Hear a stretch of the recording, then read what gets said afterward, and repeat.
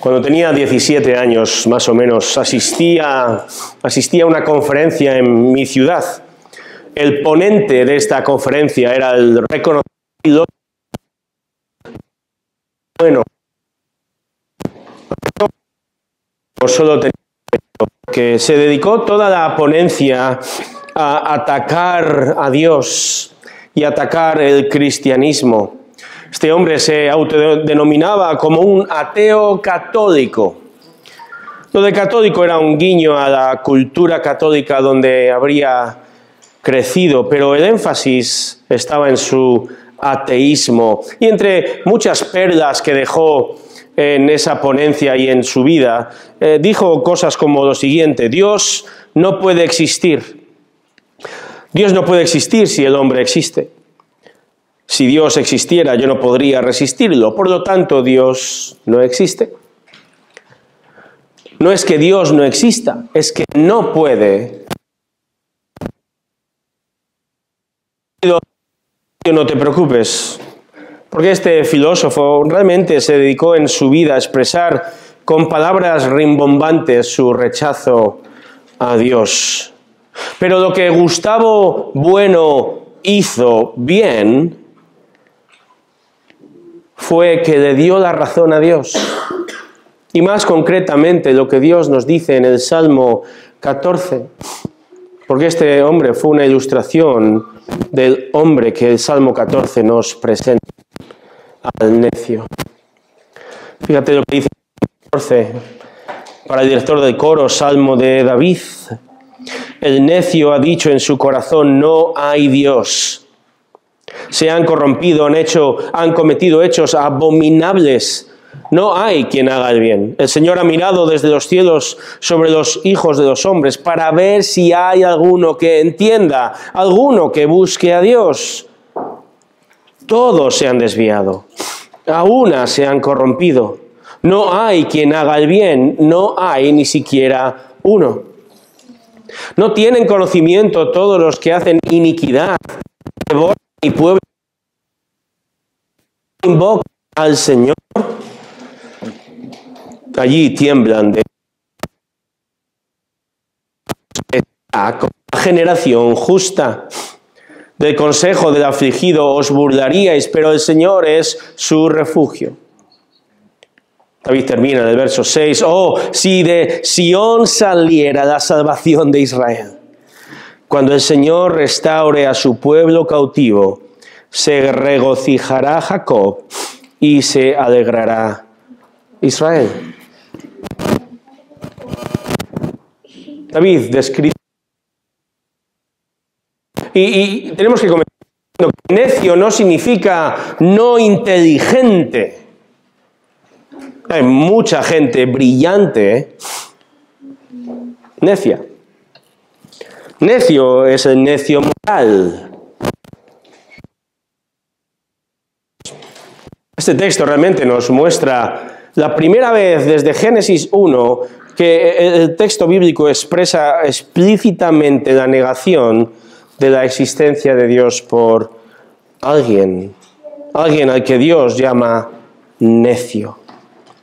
Y en esta mañana quisiera que veamos de este salmo, este proceso de necedad. Ahora bien, este salmo muestra un rayo de esperanza al final. El hombre es necio, todos necios, pero hay un atisbo de esperanza. Y nosotros somos la viva ilustración de ello, hermanos. Como hemos pasado de la necedad moral y ética, del tal sabiduría, no porque seamos más listos, sino porque el Señor nos ha dado la sabiduría que lleva a la salvación. Veamos el proceso de la necedad a la salvación que solo Dios ofrece. Este proceso. Comenzamos, como el verso comienza, el salmo. El primer paso de necios, versículos 1 al 3. El salmo de nuevo comienza diciendo: el necio ha dicho en su corazón: no hay Dios. Literalmente en el hebreo se traduce, el necio ha dicho en su corazón, no Dios, no Dios. El versículo 1 está hablando de una persona que es necia porque dice que no hay Dios. Y os acabo de decir, no, esto no significa que no sea inteligente. El necio no es que no sea listo. Hay muchas personas muy inteligentes a lo largo de la historia que han negado a Dios, que han rechazado a Dios. Bien conocido es Friedrich Nietzsche, el filósofo, que dijo: negar a Dios será la única forma de salvar el mundo. Nietzsche afirmó en el siglo XIX que Dios ha muerto y que la idea de un Dios supremo es algo anticuado y frena el desarrollo del hombre.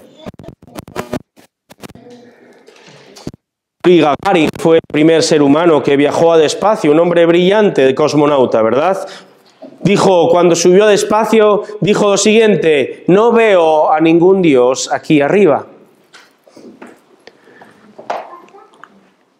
Si recordáis a Stephen Hawking, el científico postrado en una silla de ruedas, dijo lo siguiente: si la ciencia puede explicar el origen del universo, no sería necesario apelar a Dios para decidir cómo comenzó el universo. Esto prueba que Dios no es necesario. Richard Dawkins, el biólogo evolutivo británico, un cabeza de lanza de la lucha contra el cristianismo, dice lo siguiente: hay algo infantil en pensar que existe alguien más que puede darse a tu vida. El punto de vista maduro es que nuestra vida tiene tanto significado, es tan compleja y es tan maravillosa como nosotros escojamos. El necio rechaza a Dios. El necio, ni más ni menos, se deifica a sí mismo, y esto no es nada nuevo.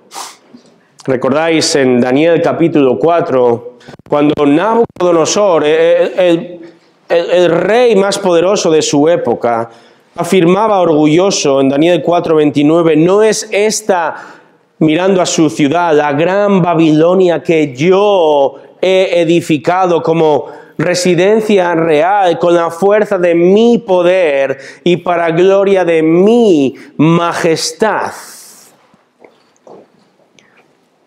Dios está ausente. El necio ha dicho en su corazón, no hay Dios. ¿Qué es un necio? Tenemos que continuar con esto, ¿verdad? El necio es la persona que toma la decisión consciente de ignorar a Dios. Toma la decisión consciente de ignorar a Dios.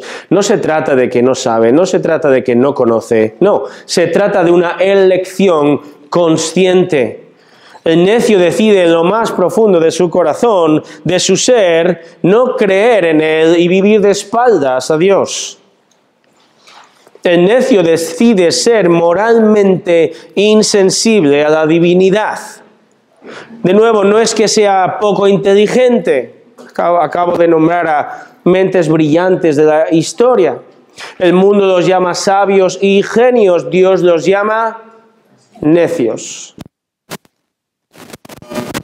Alguien dijo, ¿por qué se llama necio aquel que niega la existencia de Dios?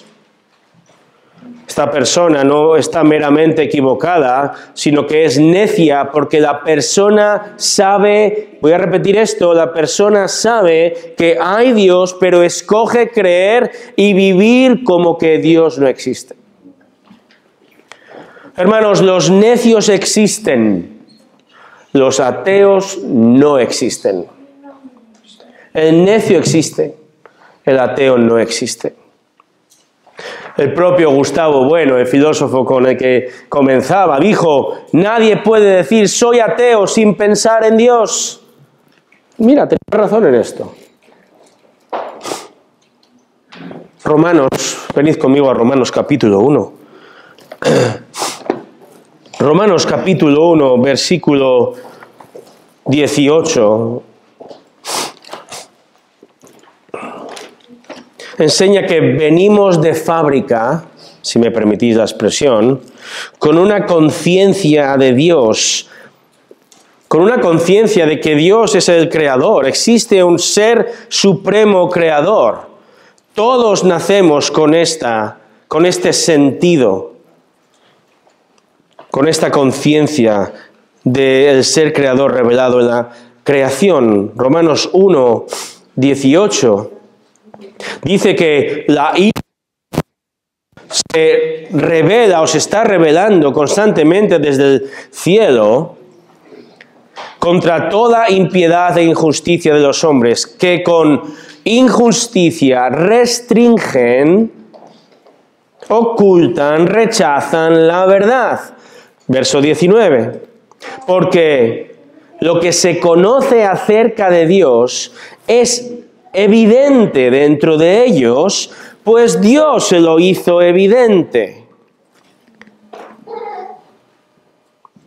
Verso 20, porque desde la creación del mundo, sus atributos invisibles, los atributos de Dios, su eterno poder y divinidad, se han visto con toda claridad, siendo entendidos por medio de lo creado, de manera que estas personas no tienen, ¿qué dice el texto? Excusa. Verso 21, pues aunque conocían a Dios, no le honraron como a Dios, ni le dieron gracias, sino que se hicieron vanos en sus razonamientos, y su necio corazón fue entenebrecido. Pensando ser sabios, se volvieron necios. Necios. Dios nos ha creado con un chip en nuestra mente que reconoce el poder creador. Y el texto dice que el ser humano, en su naturaleza caída, decide ocultar, tapar o bien rechazar todo lo que tiene el nombre de Dios. Es más, verso 32. Afirma el verso 32 que estas personas, los cuales, aunque conocen el decreto de Dios, que los que practican tales cosas son dignos de muerte, no solo hacen todas estas cosas, sino que aprueban a los que las practican. Dice que el ser humano, el necio, conoce el decreto de Dios. ¿Qué significa esto? Que todos sabemos en lo profundo de nuestro corazón, porque la Biblia lo dice, no porque lo sintamos, porque el necio oculta toda esta verdad, la rechaza. La Biblia afirma que todo ser humano nace con el sentido del bien y el mal, y sabe que en algún punto de su corazón, en lo más profundo de la fosa de las Marianas de su alma, sabe que la desobediencia acarreará castigo. Nacemos todos así, pero decidimos, dejados a nuestra naturaleza caída, a nuestro libre albedrío, decidimos cambiar la verdad de Dios por la mentira. Romanos 1, 25. Por lo tanto, el hombre en su depravación conscientemente rechaza a Dios. Y entonces, ¿cuál es la consecuencia de esta manera de pensar? El versículo 1 de nuestro Salmo, volvamos al Salmo 14, dice que la consecuencia de esta decisión de convertirse conscientemente en necio es, fijaros, segunda parte del verso 1, se han corrompido, han cometido hechos abominables. No hay quien haga el bien. Hermanos, si Dios no existiese, la moral no existiría. El bien y el mal no existe sin Dios. La conciencia que decide lo que está bien o está mal no existe, dicen. Es un constructo social. Es decir, matar, violar, mentir, son meras normas, son decisiones tomadas por la sociedad. Esto es lo que el necio piensa. Dostoyevsky, quien por cierto no era ateo, escribió, entre otros, su fantástica obra de los hermanos Karamazov, y en boca del personaje Iván Karamazov dijo: si Dios no existe, todo está permitido. Si Dios no existe, todo está permitido. En otras palabras, ¿qué es lo que estoy diciendo? Que existe una relación directa entre negar a Dios y vivir una vida pecaminosa. Negar a Dios y vivir una vida pecaminosa. Es natural. Es una trágica coherencia. Si no tienes convicciones ni verdades absolutas, según tú, lo cual no es cierto, pero si piensas así, quien piensa así, si te mueves por tu verdad y por lo que te sienta bien, vas a pecar constantemente contra Dios y no te va a importar. Hace un tiempo veía una viñeta, un cómic, de una conversación entre un padre progre y su hijo. Y la viñeta decía lo siguiente, le dijo al padre, dice: papá, ¿recuerdas esa conversación que tuvimos el otro día donde me decías que realmente no hay Dios, que somos producto del azar, que la moral y las opiniones son subjetivas? El padre dice: sí, claro que me acuerdo. El hijo dice: bueno, veo que tienes razón, papá. Como sospechaba, todo es relativo. Lo que tú percibes como realidad no es más que tu realidad a través de los sentidos. Así que no podemos estar seguros de que las cosas son reales. El hijo continúa argumentando a su padre orgulloso: papá, veo que no puede existir la objetividad. Así que no puede existir lo bueno y lo malo, lo verdadero y lo falso. Y no puede existir el conocimiento real, ¿verdad? El padre mira a su hijo con tanto orgullo y dice: así es, hijo, muy bien dicho. Y el hijo finalmente responde: gracias, papá, sabía que estarías de acuerdo. Por cierto, aquí tienes mis notas de fin de curso. Cuando todo es relativo, nadie responde ante nadie y el anarquismo impera. Decir no hay Dios es la mayor de las necedades. El ateo es como el ciego que está convencido de que no existe el color. No es una decisión objetiva, ya que objetivamente Dios es real, sino que es una decisión subjetiva que solo conduce a la destrucción, que solo conduce al pecado, como expresa la segunda parte del versículo 1. Si hoy sales de la reunión y te encuentras a alguien ahí fuera no creyente y preguntas en la calle: ¿es el hombre bueno por naturaleza? ¿O nacemos buenos? Estoy seguro de que muchas personas van a contestar: sí, sí, yo no he matado a nadie. Pero este pensamiento es contrario a lo que la Biblia dice, choca de lleno con el Salmo 14, o con muchos otros textos, como el propio David escribe en el Salmo 51:5, yo nací en iniquidad, en pecado me concibió mi madre. Romanos capítulo 5, versículo 12 nos recuerda que por causa de Adán, la muerte y el pecado entró en el mundo y se ha extendido a todos nosotros desde entonces. La decisión, hermanos, de negar a Dios solo puede seguir lógicamente con un estilo de vida corrompido. Esta palabra corrompido del verso 1, se han corrompido, es la misma que se utiliza para describir la maldad del hombre que desemboca en el diluvio o la corrupción en Sodoma y Gomorra que Dios castigó. El necio, hermanos, obra de manera desvergonzada, libertina, de forma absolutamente incompatible con Dios. Ahora, primero, quizá uno es muy sofisticado a la hora de ocultar el pecado. Como dicen los más jóvenes, todos somos unos pros profesionales en esconder, disimular el pecado, aún como creyentes, ¿no es cierto?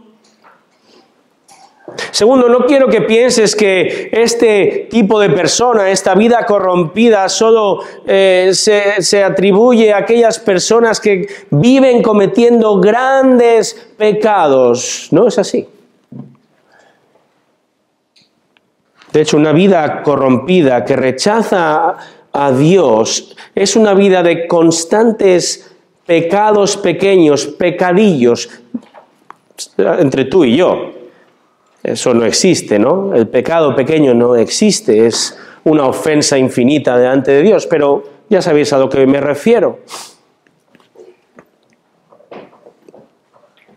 Una vida de necio, depravada, bíblicamente hablando, corrompida, es una desobediencia constante, con las cosas pequeñas, diaria, esa gota de agua que cae constantemente, que va erosionando la superficie del suelo. Aún las buenas obras del necio no son hechas para darle la gloria a Dios, sino a uno mismo. El versículo 1 termina diciendo: no hay quien haga el bien.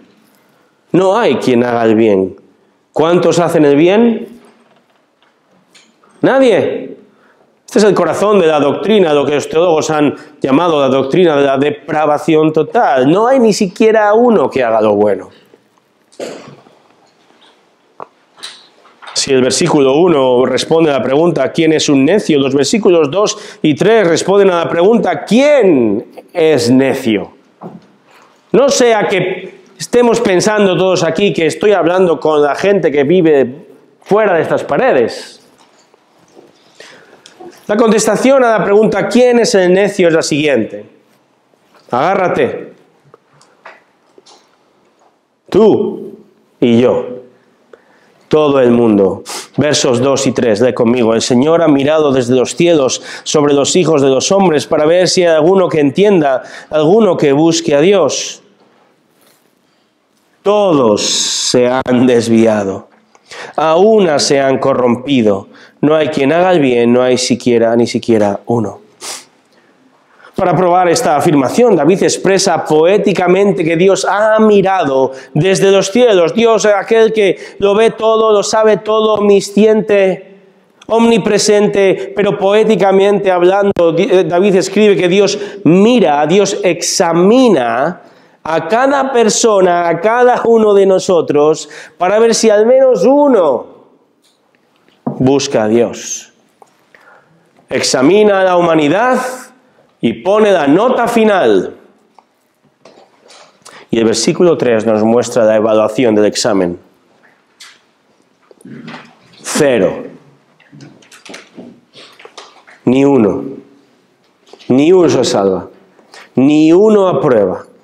Todos desviados, todos corrompidos. David usa otra vez la palabra corrompido. Este término también se usaba para describir la leche cortada, agria, estropeada. Este texto nos pone en nuestro lugar. ¿Cómo te encuentras? ¿Cómo te sientes? A lo que el mundo constantemente nos dice: tú vales mucho, ámate a ti mismo. La Biblia dice: resulta que eres un ser corrompido. Corrompido a causa del pecado. Nadie se salva, nadie se libra, ni siquiera uno. Piensa en la persona más buena que conozcas en términos humanos. Sin Cristo esa persona es una persona corrompida, necia. Claro está, hay que decir que en la mayoría de los casos el ser humano no actúa, y damos gracias a Dios por esto, no actúa en su máximo potencial de depravación. Dios en su gracia común ha instituido la familia, ha instituido las autoridades, nos ha dado leyes humanas incluso, nos ha dado una conciencia. Todo esto frena en gran parte el deseo depravado para que el ser humano campe a sus anchas. Nos da la familia para que la madre use la chancla, nos da la policía para que use la porra. Es la gracia común del Señor. De nuevo en Romanos, Pablo nos da las malas noticias. Si recordáis en el estudio que estamos haciendo en Romanos, ya hace muchas generaciones estábamos en el capítulo 1, ¿verdad? Y recordábamos cómo Pablo comienza Romanos, los 3 primeros capítulos. Ni los corrompidos pecadores del capítulo 1 que hemos leído antes, ni los morales que hacen buenas obras del capítulo 2, ni siquiera los judíos pueden salvarse de esta necedad cumpliendo la ley de Dios. Y Pablo llega a la conclusión en el capítulo 3 de Romanos, verso 10. Como está escrito, no hay justo ni aún uno. No hay quien entienda. No hay quien busque a Dios. Todos se han desviado. A una se hicieron inútiles. No hay quien haga lo bueno. No hay ni siquiera uno. ¿Qué panorama desolador es este? Por eso, estudiando el texto y escribiendo las notas, digo, permitidme que me salte ahora un poquito el orden del Salmo y corra las buenas noticias del Evangelio, porque tenemos un panorama desolador. Y uno piensa, no es normal con este panorama, con esta antropología bíblica, que es la verdadera, no es normal que la única salvación posible del hombre, de nuestra necedad, no es normal que la salvación no pueda surgir de entre nosotros, tiene que venir de fuera. Es por eso que la única salvación posible vino del cielo mismo. Desde el mismo lugar donde Dios examina al hombre y nos pone un cero y nos prepara para una eternidad de castigo, Cristo al mismo tiempo, el Hijo de Dios, el único no necio de nacimiento, el único no corrompido, sin pecado, el único que ha hecho el bien, el único que busca a Dios, el plenamente hombre, plenamente Dios, que tiene el poder para vestirnos con su justicia y darnos salvación, para pasar de necios a sabios y obedientes a Él. Nada que podamos hacer. No hay futuro para la raza humana si la salvación no viene de fuera. Y vino del cielo mismo. La persona y la obra de nuestro Señor Jesucristo. Por eso, Pablo en Romanos capítulo 3, después de todo ese panorama desolador, el versículo 21, escribe un glorioso pero ahora. La justicia de Dios ha sido manifestada e imputada al creyente por medio de la fe en Jesucristo. Es decir, si tienes fe en Cristo, la justicia perfecta se te atribuye a ti y puedes ser salvado y declarado justo en Cristo. Y es más, porque cuando creemos en Cristo y crecemos en nuestro conocimiento de su voluntad en este libro, más somos conscientes de nuestro pecado. Y podemos encontrar refugio y perdón en Él. ¿Te acuerdas tú del día que comprendiste cuán necio eras? Quizá fue un día específico que te acuerdas de cuando entendiste el Evangelio y viste tu necedad. Qué glorioso día. Qué muestra de gracia por parte del Señor. Todo esto ataca a nuestro amor propio, ¿verdad? El Señor dice, no eres tan bueno como piensas, pero tengo buenas noticias para ti. El bueno por excelencia tiene poder para rescatarte de tu necedad. La solución vino de fuera. Dios nos envió a Cristo para que podamos pasar de tener un corazón, una mente de necios, a un corazón regenerado que le busca y puede diariamente vencer el pecado. Venimos de fábrica, hermanos, para rechazar a Dios, no para seguirle. Eso solo puede venir por la iniciativa de Él. El poder del pecado, el poder de nuestra necedad es grande y nos ata y no puedes encontrar salida sin Cristo. Por eso el poder del Evangelio de Jesucristo es tan grande y glorioso. Esto, hermanos, iglesia, ha de traer confianza en el poder del Evangelio, en el poder de Dios a través de la proclamación de la verdad por parte de su iglesia. Proclamamos la liberación de la necedad por medio de la vida, muerte, resurrección y exaltación de Jesús, por medio del Evangelio. Esto ha de traer confianza a la hora de evangelizar, porque no hay ateos, hay necios, pero Dios tiene el poder y el deseo de convertir por gracia al necio en sabio. Dice Eclesiastés 3:11 que Dios ha puesto eternidad en el corazón del hombre. Hemos visto en Romanos que Dios nos ha creado con un sentido de la divinidad. No hay excusa. Así que cuando anuncies el Evangelio, confía que esa persona cegada y necia puede abrir sus ojos y entender el único mensaje que puede dar luz a su corazón oscuro. Dios dice que todos somos necios. La gloria descansa en que algunos podemos hoy decir que éramos necios, no por nada que hemos hecho, sino por el mérito de Jesucristo. Esto es increíble a la luz de la realidad de que Dios justamente ha de castigar al necio. Lo que nos lleva al segundo paso de este proceso, de la necedad a la salvación.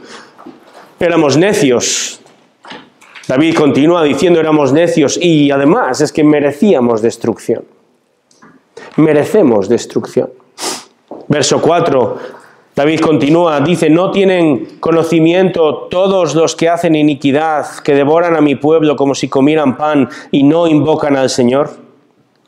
El rey David está atónito, sorprendido. ¿Cómo es posible que estos enemigos del pueblo de Dios, que no lo identifica directamente, cómo puede ser que haya personas tan cegadas y corrompidas para que para estas personas hacer el mal sea algo tan natural? Dice, devoran a mi pueblo como si comieran pan. No sé si compras pan todos los días, pero es algo rutinario en nuestra sociedad. Pues la rutina, el pasatiempo favorito de esta gente es el perseguir, atemorizar al pueblo de Israel. No sabemos exactamente qué tipo de enemigo es, pero estas personas hacían la vida difícil a los creyentes. El necio es moral diferente, corrompido, su conciencia no le acusa. Y esta es la lógica. El necio rechaza a Dios y el necio, por lo tanto, rechaza al pueblo de Dios. Esto continúa pasando hasta hoy, ¿verdad? Una vez al mes aprendemos y oramos por innumerables cristianos perseguidos, ¿cierto? En todos los continentes, Nigeria, Corea del Norte, Somalia, Sudán, un largo etcétera. Tenía una noticia guardada de hace 10 años. 10 años y un día, literalmente hoy. El grupo islámico ISIS secuestró, violó, torturó y crucificó a 12 cristianos que rehusaron negar a Cristo en Siria. Incluido un niño de 12 años, hijo de un pastor sirio, al que primero le amputaron los dedos uno por uno delante de su padre. Este es el pan de cada día en muchas sociedades, hermanos. Sociedades donde el mal es la norma. Sociedades que brutalmente atacan cualquier atisbo de cristianismo y tristemente corremos el peligro de acostumbrarnos a esto. No nos acostumbremos a lo que hoy es noticia, pero olvidamos mañana. Por eso somos llamados a orar, hermanos, por la iglesia perseguida en otros lugares del mundo, ¿verdad? Damos gracias al Señor que no tenemos que perseguir este nivel de persecución hoy. Aunque permíteme dar una implicación desde el texto. El Salmo está mostrando que Israel tiene enemigos, ¿cierto? Israel tiene enemigos. Primero, Israel tiene enemigos debido a su obediencia. Debido a su obediencia. Es decir, Israel obedeció entrando en la tierra prometida por mandato de Dios, entró y expulsó a muchos pueblos de allí, y esto creó de manera natural, por la guerra, creó enemigos. Y esto es tener enemigos como Dios manda, si me permites la expresión. Si tienes enemigos por hacer lo bueno, si sufres por la obediencia, dice 1 de Pedro 4:14, si sois vituperados, ultrajados, insultados, perseguidos por el nombre de Cristo, dichosos sois, benditos sois. Pero es que el problema reside en que Israel tiene enemigos, segundo, debido a su desobediencia. Israel desobedeció al no echar a todos estos enemigos de la tierra como Dios les había mandado. Israel se conformó en varias ocasiones con simplemente cohabitar, convivir con ellos.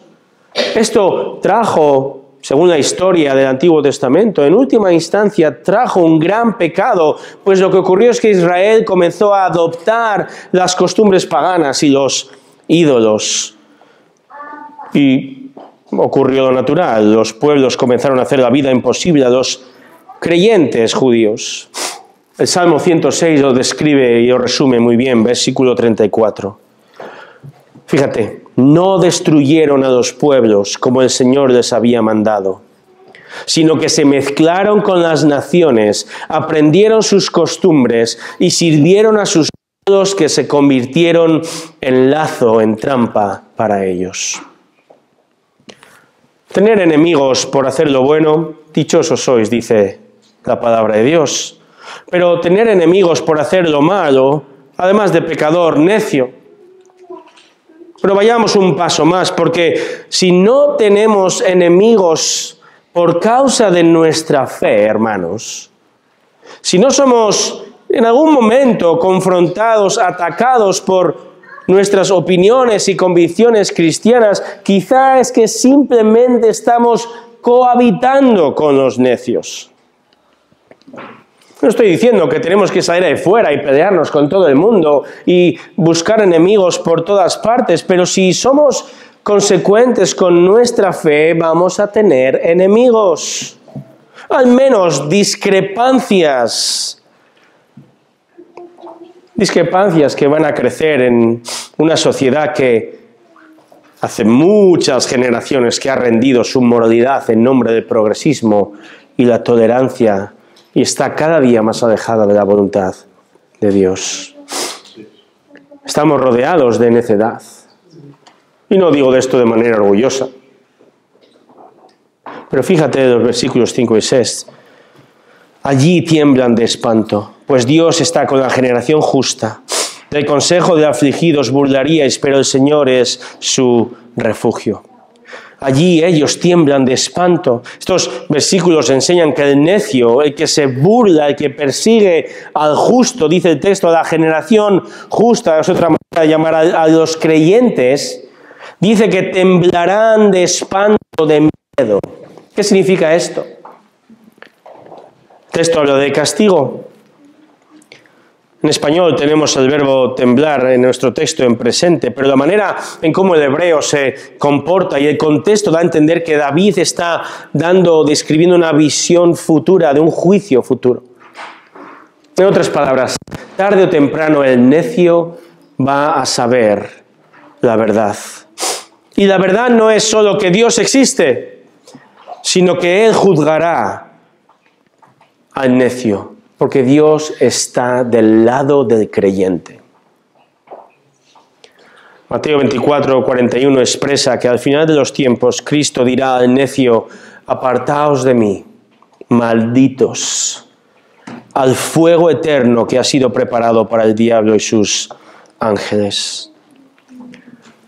Hermanos, llegará el día en que el necio se va a dar cuenta de su necedad, de que, versículo 6, el consejo de que la manera de pensar, de los planes del afligido, del pobre, de los que el necio se burlaba y perseguía, resulta que era lo correcto. Y el necio va a ser consciente de su error y observará con absoluto pavor que a quien llamaba religioso, intolerante, ignorante, que aquel a quien atacaba y se burlaba, al creyente, al cristiano, resulta que tenía la razón. Y que Dios es efectivamente real y además es el Salvador de aquel al que se burlaba. Es su refugio. Iglesia, el necio sabrá la verdad. El necio va a creer en Dios. El necio va a creer definitivamente en Cristo. Pero ese creer vendrá demasiado tarde. Demasiado tarde. Por eso quiero llamarte a ti que no crees, a que este texto te ayude a despertarte.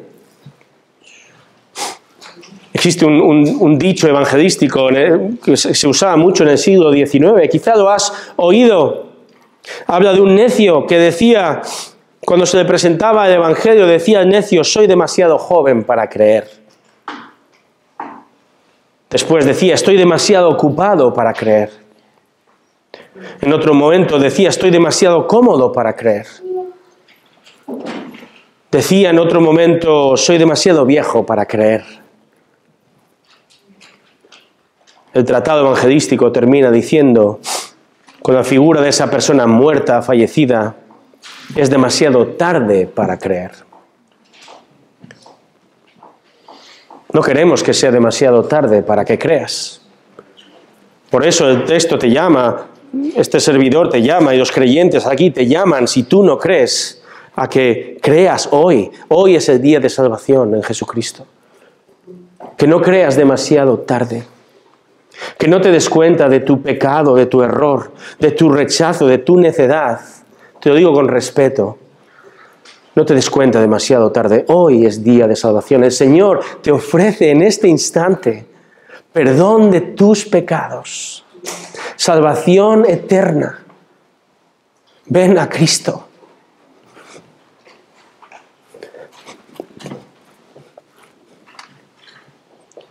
Dice Hebreos 3:15, si oyes hoy su voz, no endurezcas tu corazón.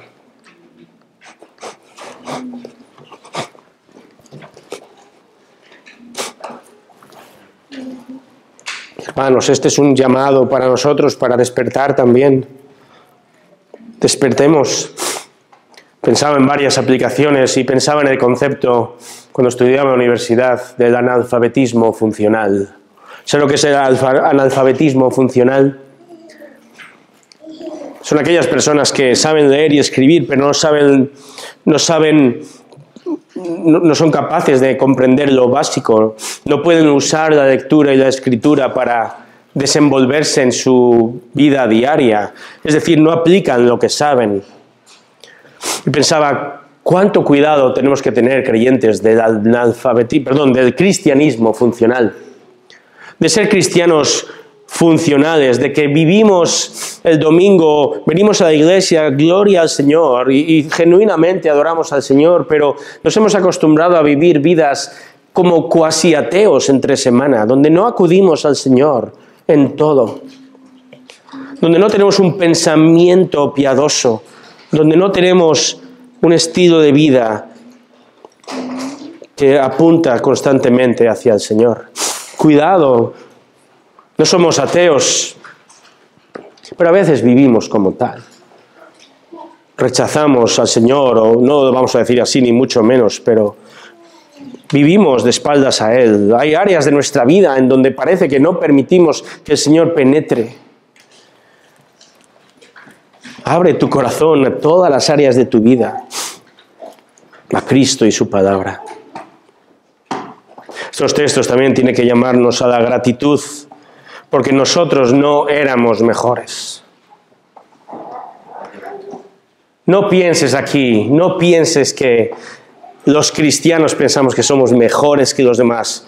El cristiano que piense eso es un orgulloso. Nosotros éramos igual de necios, nosotros formamos parte del todos. Merecíamos destrucción, pero es en Cristo, Él recibe toda la gloria, Él es al que adoramos, es en Él que la gracia se nos ha otorgado, se nos ha regalado la salvación en Él. Y ahora, hermanos, somos llamados a proclamar esta misma gracia, incluso a un mundo necio que no la quiere recibir. Pero llamados para que en su gran misericordia Él haga que algunos oigan su voz y hará Él que ablanden su corazón. Por lo tanto, confía. El texto dice, el versículo 5, que Dios está con la generación justa. El versículo 6, que el Señor es refugio para el creyente. No dice, tranquilo, ¿sabes qué? El cristianismo implica que no vas a sufrir más. No es así. No es así. Ayer en la clase del seminario, un hermano no estaba allí. 33 años este hermano no estaba allí porque su esposa acababa de fallecer debido a una terrible enfermedad. Un viudo de 33 años. Que nadie te diga que el cristianismo implica una vida de color de rosa. No. El cristianismo implica un Dios perfecto, un refugio en medio de la tempestad. Eso sí es el cristianismo. Pero el Señor nos llama a nosotros a descansar entonces en su plan soberano, aún como cuando nos encontramos en el ojo del huracán debido a nuestras convicciones cristianas en este caso. Convicciones cada día más escasas y atacadas en este país. Confiemos porque el Señor es nuestro refugio. Terminamos rápidamente con la tercera parte del proceso. Éramos necios y merecíamos destrucción. El versículo 7 nos recuerda que éramos necios y merecíamos destrucción, pero Dios ofrece salvación. David expresa un deseo. Verso 7, oh, si de Sión saliera la salvación de Israel. Cuando el Señor restaure a su pueblo cautivo, se regocijará Jacob y se alegrará Israel. David desea en este texto que el Señor salve a Israel de las manos de estos enemigos necios. Está expresando entonces que su deseo es que la fuente de la salvación surja desde Sión. Pregunta, ¿qué es Sión? Sión es otro nombre para Jerusalén, la capital del reino. A menudo usado específicamente para describir el lugar donde Dios habitaba con su pueblo. David tenía la certeza de que Dios estaba en medio de su pueblo porque Dios había decidido mostrar su gloria, su presencia en medio de su pueblo con la figura del templo, ¿verdad? David anticipa que cuando el Señor restaure el bienestar de su pueblo. David profetiza en este deseo el futuro, que cuando intervenga Dios va a poner las cosas en su sitio y entonces por fin el pueblo se regocijará y vivirá en gozo y paz. Ahora están sumamente afligidos, pero la aflicción se tornará en gozo y alegría, celebrando la victoria sobre todo el mundo, la victoria de la justicia y el juicio de Dios. Mientras Jacob o Israel se alegra. Ponte en el lugar de David, rey del pueblo escogido de Dios. ¿Conoces la historia? Israel salió de Egipto, librados de la tiranía de los egipcios, deambulan por el desierto mucho más de lo que deben debido a su desobediencia. Finalmente llegan a Canaán, la tierra prometida, pero a pesar de la gran influencia de Moisés, a pesar de las victorias de Josué, a pesar de los claros mandamientos de Dios de expulsar a las tribus de la tierra, Israel peca, desobedece, cohabita con ellos. El resultado, más pecado. Israel comienza una espiral degenerativa de pecado contra el Señor y Josué fue un gran hombre de Dios, pero no soluciona esto. Los jueces, imposible, llegan los reyes, nada, incluso un gran rey como David, nuestro autor, o Josías, no son capaces de que el pueblo sane de su necedad y el Señor les va a castigar y, como leeremos más adelante, si sigues leyendo el Antiguo Testamento, envía al pueblo al exilio. Así que cuando David escribe estas palabras de deseo antes del exilio, oh, si de Sion saliera la salvación de Israel, David entiende y espera con gran esperanza la liberación futura de Israel. Dios ha prometido a David en 2 de Samuel capítulo 7 que a partir de él, de su familia, va a venir otro rey. El Rey eterno que se va a sentar en el trono de Jerusalén, castigará a sus enemigos y juzgará con amor y justicia. Pero este rey, a diferencia de David, será capaz de cambiar, de regenerar el corazón de la gente que pasará de ser necia a justa y sabia. Ese rey es Jesucristo. El juez, el rey perfecto, el único rey que no solo reina, sino que salva al pueblo de sus pecados. Y hermanos, te puedes preguntar, ¿y esto qué tiene que ver conmigo? Esto es literatura semítica de hace 3000 años. Lo increíble para ti y para mí es que estas promesas dadas a Israel siguen aún vigentes. Llegará el día en que existirá un Israel no necio, sino un Israel santo y salvo, y vivirá en paz en la tierra prometida, cuya capital es Jerusalén, bajo el reinado del Rey perfecto Jesucristo. Amén. Increíblemente, como digo, estas promesas ahora nos incumben a nosotros, los gentiles, los no judíos. Efesios 3, 6 dice que nosotros, aunque no somos judíos, gracias a Cristo, todo aquel que cree en Él se convierte también en heredero o coheredero. Ahora nosotros también hoy podemos participar de estas increíbles promesas de regocijo y alegría del verso 7, gracias al Evangelio de Jesucristo que hemos creído. Podemos disfrutar de una gran salvación de nuestros pecados y de comenzar a vivir como ciudadanos del reino que está por llegar.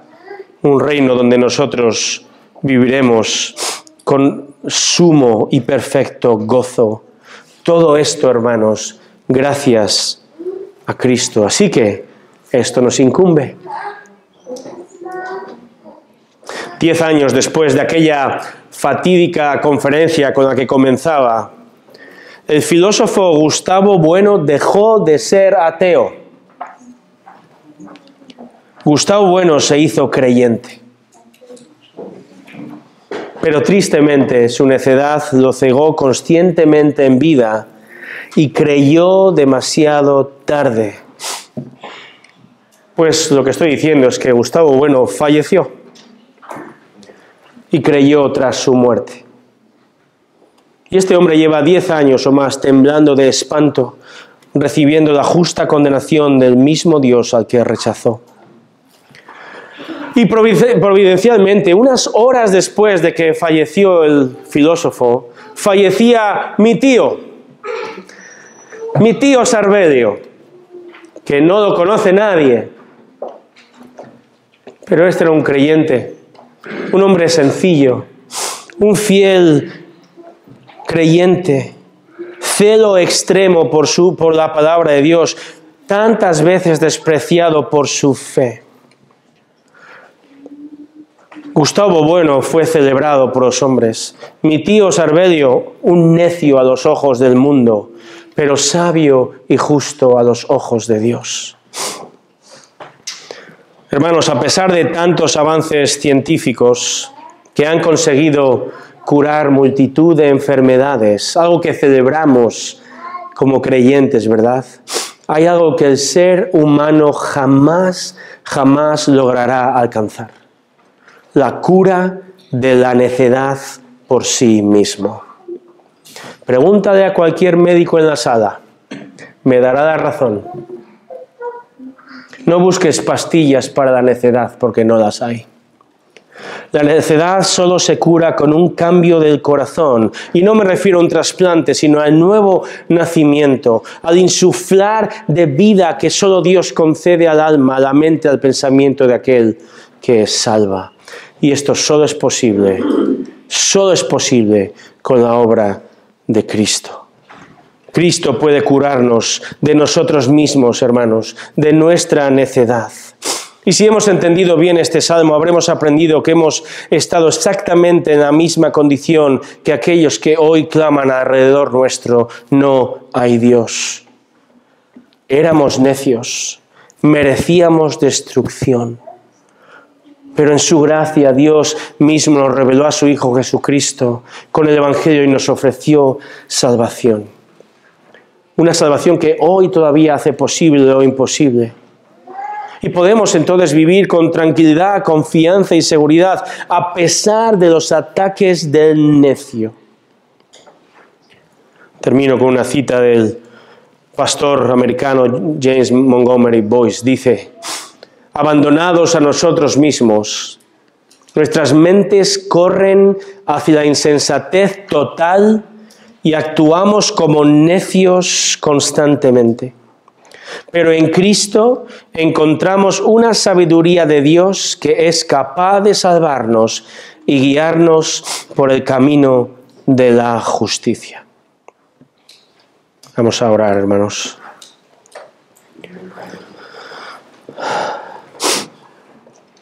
Señor, después de ver este panorama desolador, cómo comienza el Salmo, el justo dice constantemente en su corazón: no, Dios, no hay Dios. Dice no a Dios. No hay quien entienda. No hay ni una sola persona en este mundo que por iniciativa propia te busque. Por eso creemos con absoluta confianza en que tú eres el Dios soberano y misericordioso, que da vida al necio, que da entendimiento al que te rechaza. Nos has dado los ojos para ver y comprender el Evangelio de salvación en Cristo y te damos gracias por ello. Señor, el panorama es desolador, pero no hay nada imposible para ti. Nosotros mismos, tu iglesia, el rey David, todo santo, todo salvo, a lo largo de la historia es prueba de tu misericordia a pesar de nuestra necedad. Señor, y esto tiene que movernos también, animarnos a perseverar en compartir tu evangelio de salvación, la única cura de la necedad. Oh Señor, que la palabra de la cruz, que es locura para el que no cree, se torne en salvación para el necio. Y que nosotros seamos parte activa en ello, pues tú nos lo has mandado. Te pedimos, Señor, en el nombre de Jesús. Amén.